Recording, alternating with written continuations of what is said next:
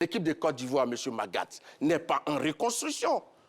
Vous savez, on a une colonne vertébrale de 12 champions d'Afrique. C'était 13, mais avec la somme des Haller, ça devient 12. Et donc, et en plus, la Côte d'Ivoire s'est renforcée avec de nouvelles pépites.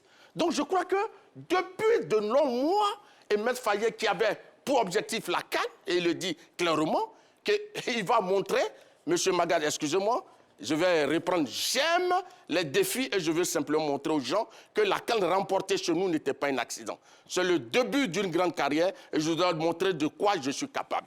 Et donc, Ahmed Fayet, qui avait ça à l'esprit depuis longtemps, a commencé à concocter cette équipe, a commencé à mettre en place les stratégies. Donc, je crois que ce n'est pas un ou deux matchs amicaux manquants, même si ça aurait pu permettre d'évaluer certaines choses, mais je crois que l'opposition interne a quand même permis de dérouler et de revoir, de faire une revue de temps.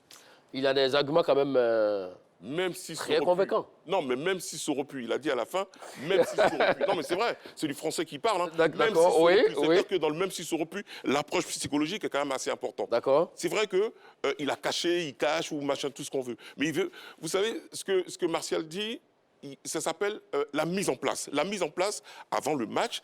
La veille du match, on fait ce qu'on appelle la mise en place. Là, effectivement, il n'y a pas de coup. Mais quand on est footballeur professionnel, donner des coups, ça veut dire faire mal. Donner des coups, ça veut dire aller à fond, sentir mieux les choses, se donner à fond, sans pour autant avoir de la violence.